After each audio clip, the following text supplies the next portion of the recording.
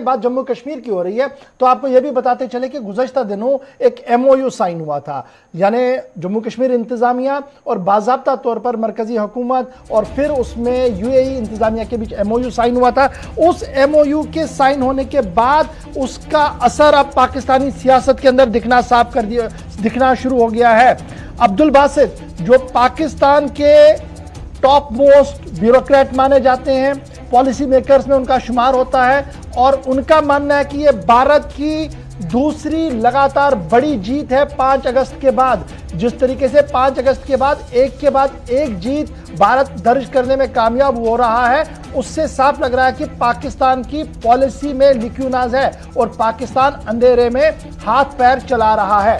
यहां पर अब्दुल बासित नहीं रुके हैं, बल्कि अब्दुल बासित का मानना है कि आने वाले दिनों में इस्लामिक मुल्कों ओआईसी की तरफ से बाज़ाब्ता तौर पर कई मुल्क ऐसे होंगे, कई रियासतें ऐसी होंगी जो अपना काउंसलेट जम्मू कश्मीर के अंदर खोलने जा रही है। यह बड़ी डेवलपमेंट है कि जम्मू कश्मीर के अंदर काउंसलेट खोलने की बातें हो रही है। उनका मानना है कि ओआईसी जरूर पाकिस्तान और दीगर लोगों के सेंटिमेंट्स को देख रहा है, लेकिन जिस तरीके से भारत ने ओआईसी के अंदर जाकर इनरोड किया है, उन मुल्कों को अपने साथ लेकर इन्वेस्टमेंट और दीगर चीजें करने के लिए तैयार किया है जम्मू कश्मीर के अंदर, वो सीधे से यह दिखा रहा है कि पाकिस्तान की खारजी और दाखिला पॉलिसी के अंदर लिक्यूनाज है। जरा सुन लीजिएगा अब्दुल बासित साहब क्या कुछ कह रहे हैं। भारत के दरमियान एक मेमोरेंडम ऑफ अंडरस्टैंडिंग पे दस्तखत हो गए हैं, जिसके तहत दुबई जो है वो मकबूजा जम्मू और कश्मीर में वहाँ इंफ्रास्ट्रक्चर जो डेवलपमेंट है उसमें इन्वेस्ट करेगा। अभी तफसीलात आना बाकी हैं क्योंकि ये सिर्फ एमओयू है। उसके बाद अब क्या आगे किस तरह इसको लेकर चलते हैं, आया कश्मीर वैली में इन्वेस्टमेंट होती है या जम्मू में होती है, या जम्मू और कश्मीर के दरमियान जो इंफ्रास्ट्रक्चर थोड़ा बहुत उसमें प्रॉब्लम्स हैं उनके दरमियान है क्या, वो तो तफसीलात की बात है, ख्याल रखा है। अब जब ये मेमोरेंडम ऑफ अंडरस्टैंडिंग पे दस्तखत हो गए हैं तो बिल्कुल वाज़ेह करता है कि हमारी अब जो है ये मामला हमारे हाथ से निकलता जा रहा है और हम लगता कुछ यूँ है कि बस अंधेरे में अपने हाथ पांव हिला रहे हैं और हमें कुछ समझ नहीं आ रही, और इस वजह से हमारी अब कोई पॉलिसी रही नहीं। सच्ची बात तो ये है कश्मीर पे थी कि जनाब हमारी कोई पॉलिसी रही नहीं और अंधेरे में हाथ पैर मारा जा रहा है। यहां पर अब्दुल बासित नहीं रुके हैं, बल्कि अब्दुल बासित ने आने वाले दिनों के हवाले से भी अपनी पेशन गोई की है। और अब्दुल बासित की पेशन गोई मैं इसलिए बड़ी सही मानता हूं क्योंकि निडर होकर बात करते हैं और जहां पर सही है उसको सही बताते हैं और जहां पर गलत है उसको गलत भी बताती हैं। आपने टेलीविजन चैनल पर बहुत इन्हें सुना होगा, लेकिन पहली बार आज गुलिस्तान न्यूज पर जो कन्फेशन आ रहा है उसको जरा सुन लीजिएगा। दूसरे कट के अंदर आपको पता लगेगा कि अब्दुल बासित साहब का मानना है कि आने वाले दिनों में काउंसलेट खाने खुलेंगे मुख्तलिफ मुल्कों के जम्मू कश्मीर के अंदर, जो सबसे बड़ी कामयाबी भारत की होगी। मैं देखिए कतन ये नहीं कहता कि कश्मीर जो है उस पर कोई out of the box solution नहीं हो सकता या हमें कोशिश नहीं करनी चाहिए। कोशिश तो हमें यकीनन करनी चाहिए इस मामले को सॉल्व करने की, और ये भारत के भी मफाद में है कि ये मसला हल हो। लेकिन क्वेश्चन ये है कि क्या आप एकतरफा तौर पे हर चीज़ दे देंगे भारत को, और अब तो यहाँ अब अगर ये हालात हो गए हैं कि मुसलमान ममालिक एमओयूज़ साइन कर रहे हैं भारत के साथ, और फिर अगर आप देखेंगे कि कुछ आने वाले महीने सालों में कुछ बईद नहीं है कि वहाँ पे यूएई की कॉन्सुलेट भी खुल जाए, ईरान भी अपनी कॉन्सुलेट वहाँ खोल ले, कुछ पता नहीं है। अगर हमारी सफारतकारी पे का ये हाल है कश्मीर के मामले को लेकर, तो फिर आप किसी चीज़ की भी तवक्को रख सकते हैं। अब्दुल बासित दो अहम सवालों का जवाब आप सुन रहे थे। अब्दुल बासित ने किस तरीके से एमओयू पर अपनी बात रखी और आने वाले दिनों की पेशन गोई की है, इस पर गुफ्तगू करूंगा। लेकिन मेहमानों पर चलने से पहले, उनके पास जाने से पहले जरा पहले रहमत कलीम के पास चलते हैं, जो बैनुल-अक़वामी सतह पर इस पूरे मामले पर गहरी नजर रख रहे थे। रहमत, फटाफट से जरा पहले यह समझाइएगा कि अब्दुल बासित साहब ने जो इशारों में बात कही है और ये जो माना जा रहा है कि एक बड़ी डिप्लोमेटिक जीत है और पाकिस्तान इसे मान रहा है, एंडोर्स कर रहा है, और साथ साथ ये भी बता रहे हैं कि पाकिस्तान के पास न तो खारजी पॉलिसी है न तो दाखिली पॉलिसी, और के पॉलिसी का तो कोई वजूद ही नहीं है। जी बिल्कुल, अब्दुल बासित साहब की जानिब से बाज़ाब्ता तौर पर इस चीज़ का इकरार किया गया है और ये बताया गया है कि चूंकि पाकिस्तान की सरकार, चाहे वह साबका सरकार हो या मौजूदा सरकार हो, सबों ने ये किया कि जम्मू कश्मीर पे आवाज़ उठाई है, प्रोपेगेंडा फैलाने की कोशिश की है, उसके बाद खामोशी इख्तियार कर ली है। पार्लियामेंट में बाज़ाब्ता तौर पर मुतालबे की आवाज़ उठाई गई, करारदादें पास की गई, यूएन में डोजियर पेश किया गया, लेकिन पेश करने के बाद खामोशी इख्तियार कर ली। बड़ी ईमानदारी के साथ, बहुत ही साफ गोई के साथ अब्दुल बासित साहब ने यह बात जरूर कही कि सिर्फ ये हुकूमत नहीं बल्कि पिछली हुकूमतों का भी जम्मू कश्मीर के एजेंडे में पाकिस्तान ने जो एजेंडा दुनिया के सामने पेश किया है, जिसे प्रोपेगेंडा कहें, तो उस प्रोपेगेंडे में इब्तदाई कोशिश की, उसके बाद खामोशी इख्तियार कर ली। नतीजे में जम्मू कश्मीर जो भारत का हिस्सा रहा है, हिस्सा है और रहेगा, उस हिंदुस्तान ने जम्मू कश्मीर पर खास फोकस किया। और यह एक बड़ी सच्चाई है कि फलदार दरख्त की तरफ ही दुनिया झुकती है। हिंदुस्तान की ताकत, हिंदुस्तान के अंदर खासियत और खासतौर से हिंदुस्तान के जम्मू कश्मीर में जो खूबी है, उस खूबी को देखते हुए दुबई सरकार की तरफ से, दुबई इंतजामिया की तरफ से यह एमओयू साइन किया गया। जो अब्दुल बासित साहब एक बयान कह रहे थे जो हम नहीं सुना पाए, वो ये था, उन्होंने कहा कि इंडिया की स्ट्रेटेजी है कि दुनिया के ममालिक के साथ, दुनिया के साथ बाज़ाब्ता तौर पर जम्मू कश्मीर में इंफ्रास्ट्रक्चर को डेवलपमेंट करने के लिए, डेवलपमेंट के मामले में एमओयू साइन किए जाए, उन्हें बुलाया जाए, वहां लाया जाए। यह बाज़ाब्ता तौर पर हिंदुस्तान की स्ट्रेटेजी नहीं है। हिंदुस्तान की स्ट्रेटेजी है एफडीआई के जरिए पूरे हिंदुस्तान में बाज़ाब्ता तौर पर दूसरे मुल्कों को लाया जाए, चूंकि हिंदुस्तान में बहुत सारी ऐसी चीजें हैं जहां दुनिया कुछ कर सकती है, जहां दुनिया के लिए कुछ किया जा सकता है। तो यह स्ट्रेटेजी नहीं है, लेकिन यहां फलदार दरख्त की तरफ दुनिया झुकती है, यह सच्चाई है। और इसी की वजह से जम्मू कश्मीर में बाज़ाब्ता तौर पर इंफ्रास्ट्रक्चर डेवलपमेंट के लिए कई अहम प्रोजेक्ट हैं जो आने वाले दिनों में दुबई इंतजामिया के जरिए जो एमओयू साइन हुए उस पर काम होंगे। लेकिन इसमें एक और पहलू है जो कल आपको तस्वीर देखने को मिली है। मुमकिन है कि एक दो दिन के बाद अब्दुल बासित साहब की दूसरी वीडियो है, वो कल जब श्रीनगर से सीधे शारजा के लिए फ्लाइट की सर्विस का आगाज किया जाएगा वजीर दाखिला अमित शाह के हाथों, उसके बाद एक और बयान आया। चूंकि वो मानते हैं कि जितने ही मुदाखलत आलमी बरादरी की, जितनी अटैचमेंट जम्मू कश्मीर के साथ को लेकर उनका मानना था कि देखिए मुस्लिम दुनिया ओआईसी जो है वो आज तक जम्मू कश्मीर को लेकर या जम्मू कश्मीर में सफारतकार सफीरों को जानने में काफी मोहतात थी, लेकिन शायद अब वो बैरियर्स खत्म हो रहे हैं जी। अब आने वाले दिनों में बड़ी चीजें तब्दील होंगी, हो सकता है काउंसलेट खाने भी खुल जाए। ये जो उनका खदशा है ये तो रियलिटी में मेरे ख्याल से हो रहा है, क्योंकि आइंदा 2-3 महीनों के अंदर बड़ी डेवलपमेंट इस सिलसिले में हो सकती है। जी, कल की फ्लाइट के बाद तस्वीर और भी साफ होगी और रास्ते और भी हमवार होंगे, कौंसिल खाने खुलेंगे और बहुत जल्द खुलेंगे। लेकिन इसमें जो बात समझने वाली है, ओआईसी को लेकर जिस मायूसी का इजहार कर रहे थे, अब तक के ओआईसी के अंदर जो सूरत हाल रही है वो ये कि पाकिस्तान, मलेशिया, तुर्की और कुछ और छोटे ममालिक हैं जिन ममालिक के सहारे बाज़ाब्ता तौर पर यह कोशिश की जाती थी कि जम्मू कश्मीर के प्रोपेगेंडे पे एक बयान सामने, कंडेमनेबल बयान, जो मजम्मती बयान हो, वो बयान जारी किया जाए या कोई स्टेटमेंट जम्मू कश्मीर के मसले पर बयान किया जाए। अब जो सूरत हाल है, चूंकि यूएई ओआईसी में बहुत ही अहम और पावरफुल रुकन है और साथ ही साथ दीगर, चूंकि सऊदी अरब को हमने आज तक के खुलकर बात करते हुए नहीं देखा है जम्मू कश्मीर के मसले पर, कुछ ममालिक है, चाहे वो मलेशिया हो, तुर्की हो, यही साथ में आते रहे। इसलिए ये सिफारती सतह पर भी जम्मू कश्मीर को लेकर के, आलमी सतह पर भी जम्मू कश्मीर को लेकर भारत सरकार की जो स्ट्रेटेजी रही है वो कारामद साबित होती रही है और वो मेजर सक्सेस मान रहे हैं ना। इस पर जरा मैं और आपके पास आऊंगा, मेरे साथ दो मेहमान भी है जी। बीजेपी से नौजवान चेहरा है जी, इंजीनियर एजाज अहमद साहब ज्वाइन कर चुके हैं, बहुत शुक्रिया जी इंजीनियर एजाज। और पीपल्स डेमोक्रेटिक पार्टी के तर्जुमान नजमुल साकिब साहब भी मेरे साथ हैं। क्योंकि जब जम्मू कश्मीर की बात हो रही है, दाखिला वजीर के आने की बात हो रही है, उम्मीदें बहुत ज्यादा है, उन उम्मीदों के बीच नौजवान किस तरीके से सोच रहा है, ये बड़ा इंपॉर्टेंट है। बहुत शुक्रिया जी ज्वाइन करने के लिए। सबसे पहले नजमुल साकिब आपके पास आ रहा हूं जी, दाखिला वजीर साहब का भी आना है, और उससे पहले ये जो अब्दुल बासित साहब को हमने सुनाया है नाजरीन को कि उनका मानना है कि भारत सरकार की सफारतकारी बड़ी कामयाबी के साथ आगे बढ़ रही है, आने वाले दिनों में जम्मू कश्मीर के अंदर जी काउंसिल खाने खुल सकते हैं। और दूसरी बात कि पाकिस्तान को कश्मीर पॉलिसी को लेकर कोई एजेंडा नहीं है और अंधेरे में हाथ पैर मार रहा है। मैं ये सवाल इसलिए पूछ रहा हूं क्योंकि बड़ा इंपॉर्टेंट है, नेशनल कॉन्फ्रेंस को देखूं या पीपल्स डेमोक्रेटिक पार्टी को देखूं, जब भी जम्मू कश्मीर के मामले की बात आती है तो राहें और आंखें पाकिस्तान की ओर चली जाती है। कहा जाता है कि पाकिस्तान से बात कीजिएगा, वहां की डेवलपमेंट, ये जो स्ट्रेटेजिकल पोजीशन वाले लोग हैं या जो साबिक सफीर है वो कहेंगे ना वहां तो पॉलिसी नहीं है, कैसे ये आगे बढ़ सकता है। ये जो नई डेवलपमेंट और ये जो बातें सामने आ रही है बहस पॉलिटिकल एनालिस्ट के, आप इसको कैसे देखते हैं? और आने वाले दिनों में अगर सफारत खाने खुलते हैं तो इसका क्या मतलब होगा?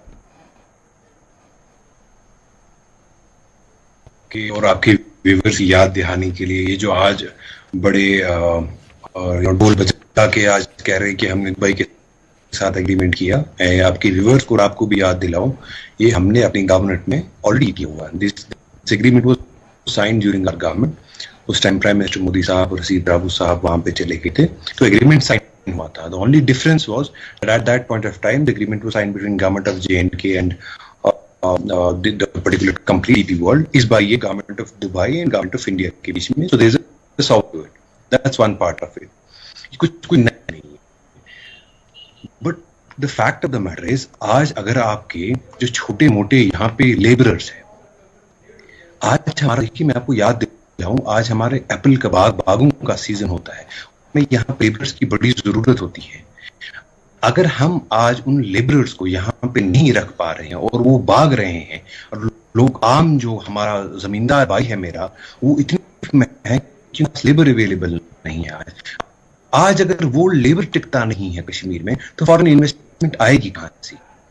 हम रोज आए दिन सुनते हैं कि कभी मारा गया है एट विल।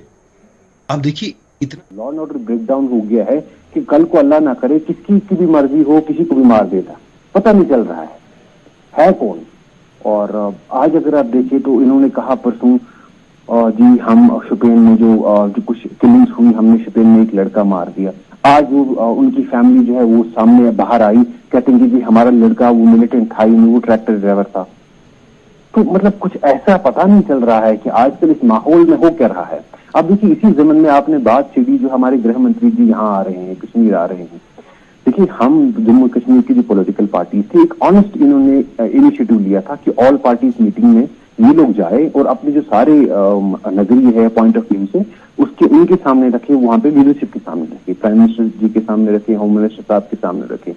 बट आप देखिए आज इतने महीने हुए, उसका कुछ नजर नहीं आ रहा है कि उसके बाद उसका क्या हुआ। ठीक है, मैं नजरुल साकिब साहब इस पर जरूर आऊंगा कि जब वजीर दाखिला साहब आ रहे हैं तो क्या उनके पिटारे में होगा, इस पर हम जरूर बात करेंगे। लेकिन एक रिएक्शन आपसे जरूर इस बात का चाहूंगा, जो सफीर मोहतरम कह रहे हैं कि जनाब पाकिस्तान के पास कोई पॉलिसी नहीं है और यही वजह है कि भारत सरकार एक के बाद एक जंग जीत रहा है, डिप्लोमेटिक फ्रंट पर भी और स्ट्रेटेजिकल फ्रंट पर भी। कैसे इस चीज को हम देखें? इंपॉर्टेंट फैक्टर नहीं होता तो जो आज पुंछ में हो रहा है, जहां पे 12 दिन से एक एनकाउंटर चल रहा है, पता नहीं चल रहा है कौन मर रहे हैं और कितने लोग जवान जो है वो मारे जा रहे हैं। यहाँ पे हमारे कश्मीर में इतने लोग जो है वो मर रहे हैं, अपनी जान गंवा रहे हैं। देखिए हम एक फैक्टर डिस्काउंट किसी को नहीं कर सकते हैं, चाहे वो अफगानिस्तान में जो आपस में इनकी कॉन्वर्सेशन जो तालिबान ने एक्सेप्ट किया कि इंडिया एड देने वाला है अफगानिस्तान को, ये तो नूरा कश्ती है, ये तो this is just PR battle that these countries are fighting each other.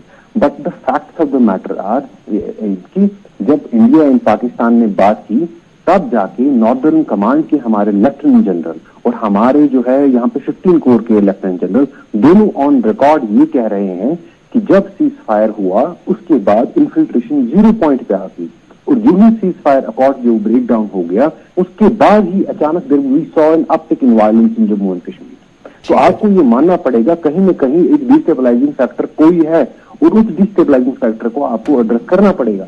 ठीक है इंजीनियर, मैं आपके पास आ रहा हूं जी। एजाज साहब, बड़ा इंपॉर्टेंट है जी, बासित साहब का बयान मैंने सुना दिया, उन्होंने किस तरीके से पाकिस्तानी पॉलिसीज पर सवाल खड़े किए और ये कहा कि भारत की जो इनिशिएटिव यहां जम्मू कश्मीर के अंदर है ये एक जी बड़ी डेवलपमेंट है और ये जीत है भारत सरकार की। अगरचे PDP इसको कह रही है कि जनाब उनके दौर इख्तियार में भी एक MOU हुआ था ड्राई पोर्ट को लेकर, लेकिन वो गवर्नमेंट टू एक कंपनी था, यहाँ गवर्नमेंट टू गवर्नमेंट है तो फर्क जरूरी है। लेकिन उस बयान को पसमंजर बनाते हुए आप इसको कैसे देखते हैं और जिस तरीके के सवाल उठाए गए हैं जनाब, ये स्टेटमेंट्स आते रहेंगे लेकिन ग्राउंड रियलिटी पे तब्दीलियां नहीं हो पा रही हैं। एक तरफ से ठीक है, इन्वेस्टमेंट आएगी, इन्वेस्टर्स आएंगे, काउंसिल खाने भी खुलेंगे, लेकिन जब तक हालात को बेहतर नहीं बनाया जाएगा तो कैसे सिक्योरिटी, एक सेंस ऑफ सिक्योरिटी प्रिवेल होगी?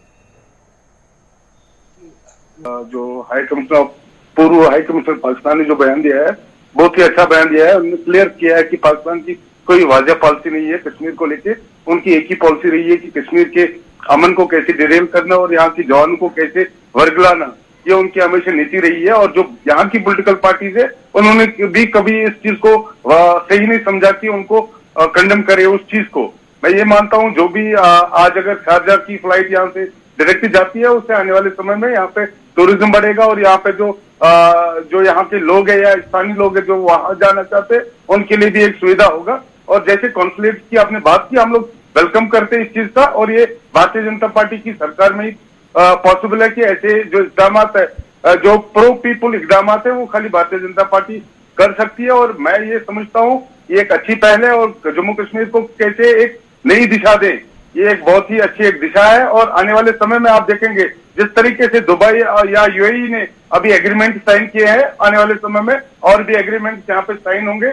और जिस तरीके से यहाँ कार्य हो रहे हैं, आपको पता है ऑनरेबल HM सर को भी यहाँ आना है, 3 दिवसीय विजिट है उनका। मैं समझता हूँ वो भी एक महत्वपूर्ण एक विजिट होगा, उसमें जो PRIs के साथ इंटरेक्शन होगा या फिर जो पॉलिटिकल पार्टीज के साथ इंटरेक्शन होगा, उसमें बहुत सारी चीजें ऐसी होगी जो आने वाले समय में जम्मू कश्मीर को एक लेकिन एक बड़ा सवाल है जो बड़ा इंपॉर्टेंट भी है, जो लगभग सारे पूछ रहे हैं। नजमुल साकिब ने भी वो सवाल छोड़ दिया, कहा कि हम तो वजीर आजम साहब से भी मिले हैं, लेकिन उसके बाद बदला क्या, हालात कहां पर बदले हैं? देखिए इतना बड़ा चेंज हुआ है।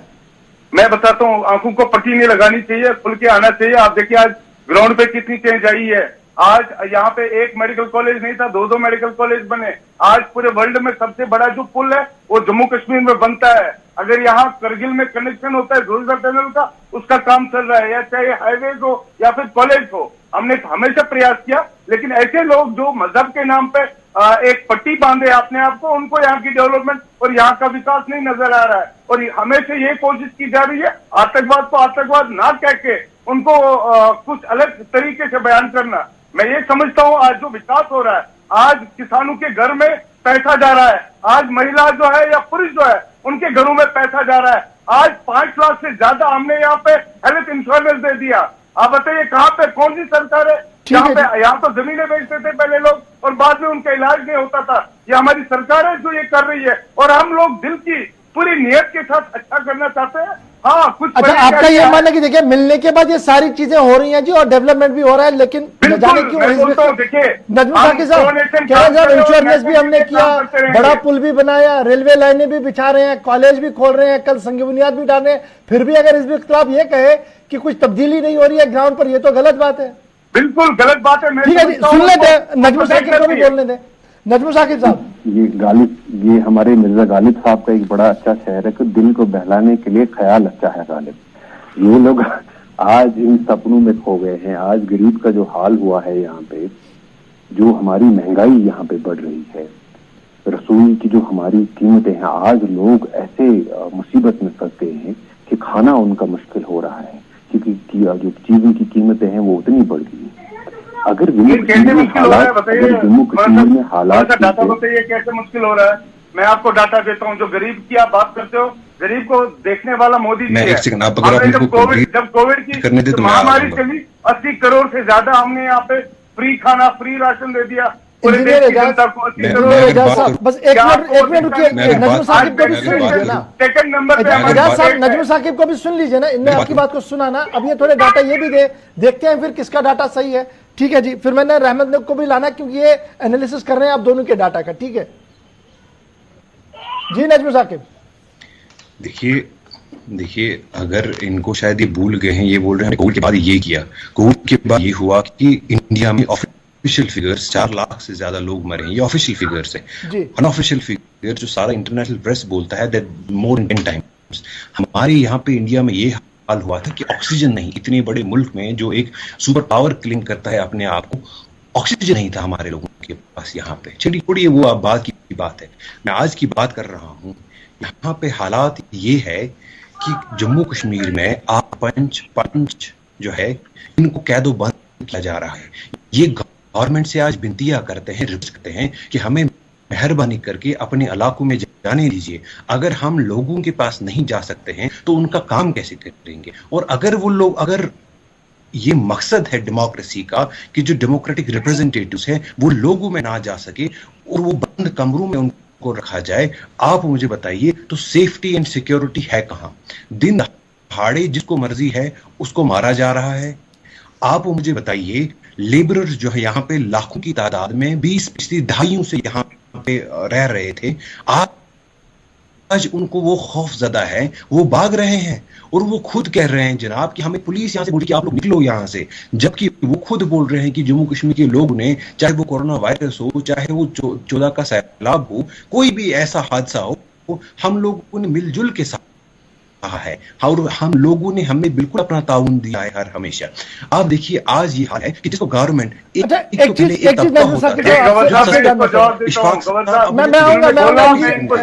मैं आपके पास दोबारा कोविड की बात की, मैं आता हूँ आपके पास, एक मिनट रुकिएगा। अब ये बात जो आप बता रहे हैं कि जनाब सेंस ऑफ इनसिक्योरिटी है, पंच बीडीसीज डीडीसीज को लॉकअप में रखा जाता है जी, उनको सेंस ऑफ सिक्योरिटी नहीं हो रही है, ये तो माजी में भी हुआ था। 1996 से हम यही देख रहे थे, जो भी इलेक्टेड बना, नॉन इलेक्टेड था, उन्हें श्रीनगर के क्वार्टर्स में रखा गया, वो गांव देहात जाते नहीं थे। ये तो एक पुरानी कहानी है, ये शायद आज के टेन्योर के साथ जोड़ना शायद सही नहीं होगा, नंबर एक। नंबर दो, लेकिन जो बड़ा मेरा सवाल है वो ये है कि जब दाखिला वजीर साहब कल आ रहे हैं और उनका 2-3 दिन का दौरा है, पीपल्स डेमोक्रेटिक पार्टी की एक्सपेक्टेशन क्या है कि कल जब दाखिला वजीर साहब आए तो उनके पिटारे में क्या कुछ होना चाहिए? देखिए, सबसे पहली बात, अगर जो आपने कहा कि 96 में यही हो रहा था और 370-35 से हटाने के बाद भी वही हो रहा है, तो आप मुझे बताइए 370 हटाने 35 से हटाने से हुआ क्या है? अगर आप ये बोल रहे हैं कि 90 में भी यही हो रहा था, आज यही हो रहा है, तो मतलब आप खुद ही एक्सेप्ट कर रहे हैं कि आज 90 स्थिति जो है कश्मीर में बन गई है। आपका मैं शुक्रिया करता हूं कि आपने उस बात को एक्सेप्ट किया, नंबर 1। नंबर 2, हमारे होम मिनिस्टर साहब या कोई एक्सपेक्टेशन नहीं है, क्योंकि पार्टी जो मीटिंग के बाद हमने जो अपने पॉइंट ऑफ व्यू रखे वहां पे, और अपना देखिए यहाँ पे सब कश्मीरियों को आज देखिए इन्होंने एक जो पैटर्न बनाया है, कोई भी कल जम्मू कश्मीर में एक गवर्नर उठता है, वो बोलता है कश्मीरी जी है करप्ट है, कोई बोलता है कश्मीरियों के पास मकान इतने बड़े हैं उसके 50-50 कमरे हैं, ये सारे जो हैं ये जलील हैं। ये अब देखिए आज हमने इतना जलील, इन्होंने लीडर्स को यहाँ पे जेलों में डाल दिया, उसके बावजूद लीडर जो है उन्होंने कश्मीर के लिए, जम्मू कश्मीर के लिए और मुल्क के हित के लिए वो बोला कि ठीक है हम अपनी जो पिछली ग्रीवेंसेस है उनको दरकिनार करेंगे और प्राइम मिनिस्टर साहब की मीटिंग में जाएंगे। उसके बाद क्या होता है? ठीक है, जल्दी से जवाब दीजिएगा इस चीज का। देखिए, जो नजमू जी के पहले तो इनने बोला कोविड की महामारी, लेकिन इनको पता होना चाहिए आज हमारा पहला देश बना पूरे विश्व में जिनने 100 करोड़ से ज्यादा वैक्सीनेशन किए, इनको शायद उसका भी अंदाजा नहीं है। गलत है, और दूसरा पहला नहीं है साहब, दूसरा है, पहले चाइना ने किया। नहीं, आपने बोला ना कि कोविड में यहाँ महामारी हुई। बताइए, इतने बड़े देश में अगर आप ये मानते हैं जो आपने फिगर्स बताए पहले, तो वो सही नहीं है। और जितनी हमने यहाँ कोविड की महामारी में भी यहाँ लाइफ अच्छी जा रही है, हमने 5 बेड अस्पताल दे दिए हर पंचायत में। क्या इससे पहले हुआ था? कभी नहीं हुआ था। हमने 100 करोड़ यहाँ वैक्सीनेशन का टारगेट, 5 लाख लोग मरे हैं। हम लोग नंबर 1 टारगेट पे, नंबर 1 हम लोगों ने टारगेट अचीव किया पूरे वर्ल्ड में, और हमने वर्ल्ड को सिखाया नंबर 1 नहीं है, अपना टारगेट कर सकते हैं। और दूसरा आपने बताया यहाँ सिक्योरिटी के लिए, यहाँ डीडीसी के चुनाव हुए, आज यहाँ पे हर जो व्यक्ति जो अपने देश के इसमें बात करता है उसको टारगेट बनाया जाता है, और यहाँ सिक्योरिटी की इंतजाम है कि ये जिम्मेदारी बनती है कि उनको कैसे सिक्योर करना, ये उनकी जिम्मेदारी है। कोई पॉलिटिकल एजेंडा नहीं है, ये किसी पार्टी का पॉलिटिकल एजेंडा नहीं है। हमारे भारतीय जनता पार्टी के भी कार्यकर्ता जिसको सिक्योरिटी थ्रेट लगता है उनको पुलिस अपने हिरासत में ले लेता है, वही पीडीपी के भी जो वर्कर है उनको भी लिया जाता है। तो ये चीजें बिल्कुल सरासर इनको मैं हालात ठीक नहीं है, आप कह रहे हैं। हालात ठीक, आप बताइए ना, 90s में यहाँ लाखों में मिलिटेंट्स घूमते थे, टेररिज्म घूमते थे, आज तो वो हालत नहीं है। आज हमने गिलानी की डेथ हो गई, एक भी प्रोटेस्ट नहीं आया। हालात ठीक है, यहाँ कोई पत्थरबाजी नहीं हो रही है। ये जो टारगेट किलिंग की जा रही है बिल्कुल एक साजिश के रूप में की जा रही है, क्योंकि कश्मीर में तो अमल है, कश्मीर में जो डेवलपमेंट है उसको डिले स्कूटर थे 13,000, आप ये बताइए ना, पाकिस्तान को क्यों नहीं कंडेम करे? आपने पाकिस्तान का नाम कभी बोला? नहीं, आप नहीं बोलेंगे, क्योंकि आपको ये नहीं पता कि पाकिस्तान से आतंकवादी आते हैं। आप बताइए ना, पाकिस्तान यहाँ पे आतंकवाद फैलाता है, ये तो आप बताएंगे नहीं।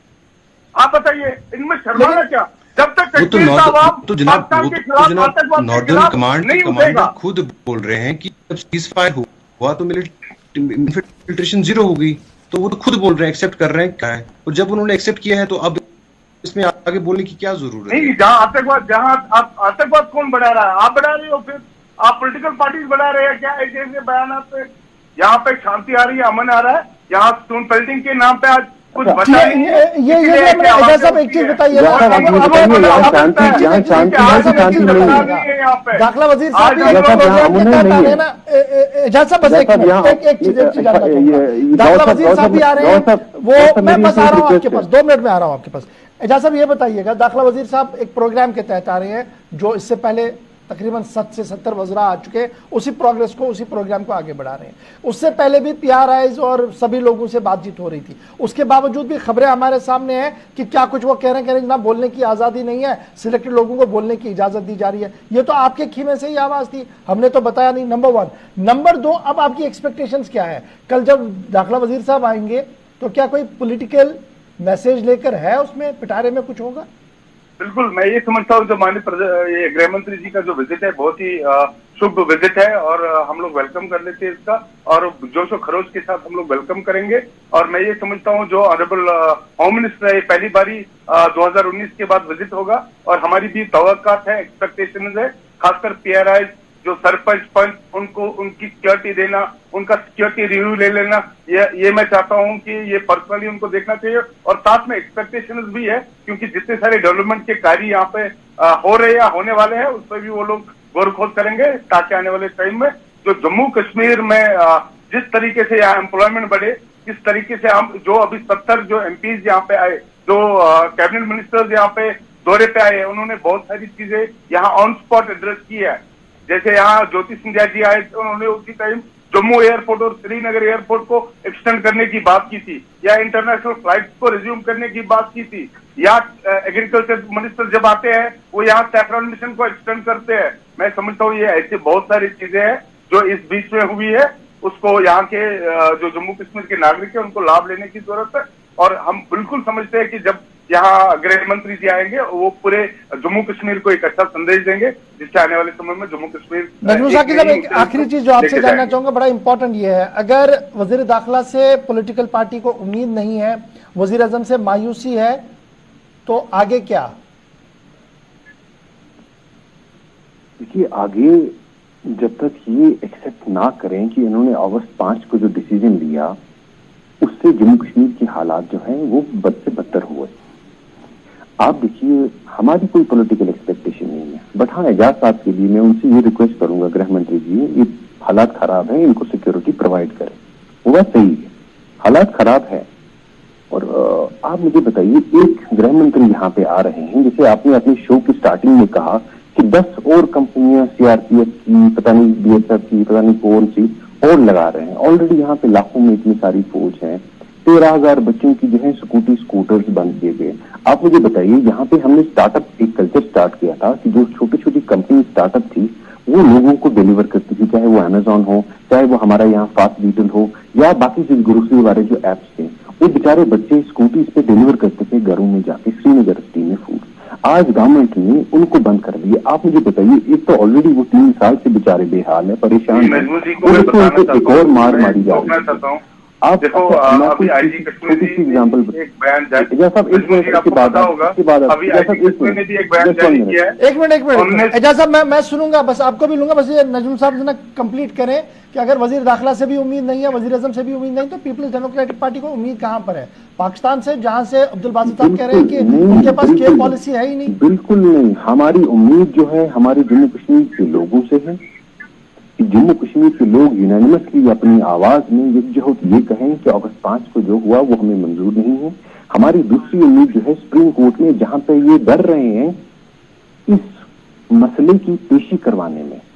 आप देखिए, इतना मुद्दा चला गया, इतना अरसा हो गया है, और जम्मू कश्मीर के जो 370 का जो मुद्दा है ये उठा नहीं रहे। आखिर ये डर किस बात का है?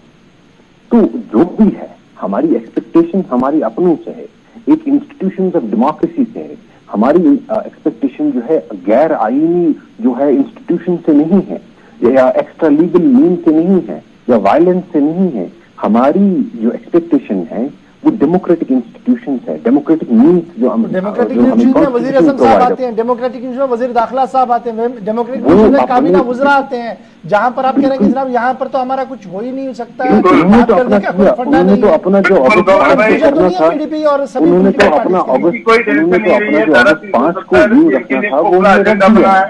और ये धारा 370 को एक राय बना के कोई कंफ्यूजन नहीं, जम्मू कश्मीर के लोगों क्या व्यू पॉइंट है वो क्लियर है, बट हमारा क्या व्यू पॉइंट है और हमारी क्या है। देखिए इन्होंने जो है थ्रू कॉन्स्टिट्यूशन, बीजेपी ने 70 साल लगा दिए थ्रू कॉन्स्टिट्यूशन मीन्स, अदरवाइज मुझे तो पूरा यकीन है कि आरएसएस अगर कभी चाहती तो ईएमए हो सकता है कभी कू भी कर लेते, बट इट्स ओके कि उन्होंने कॉन्स्टिट्यूशन मीन्स से अपना जो है 370 हमारे लिए इलीगल है, हमारे लिए अनकॉन्स्टिट्यूशनल है, बट हो सकता है उनके हिसाब से वो माने कि वो कॉन्स्टिट्यूशन मीन्स से अडॉप्ट किया। हमें भी टाइम लगेगा, बट एक मास मूवमेंट जब खड़ी होती है और लोग जब यकजहत करके तो क्या मैं ये मानूं कि 2 साल के अंदर पीपल्स डेमोक्रेटिक पार्टी उस मास मूवमेंट को खड़ा करने में नाकाम रही? बिल्कुल नहीं। अगर आप देखिए आज चुनाव में पीर पंजाल में आपने सुना, आपने इतने प्रोग्राम चलाए, हमने बिला मतलब हर जगह लोगों की, जम्मू में लोगों ने आपने देखा हजारों की तादाद। इजहार नाराजगी का असर नहीं, एक चीज बड़ा क्लियर कीजिएगा आप, इजहार नाराजगी दिखानी हो गवर्नमेंट ऑफ इंडिया से तो कैसे दिखाएंगे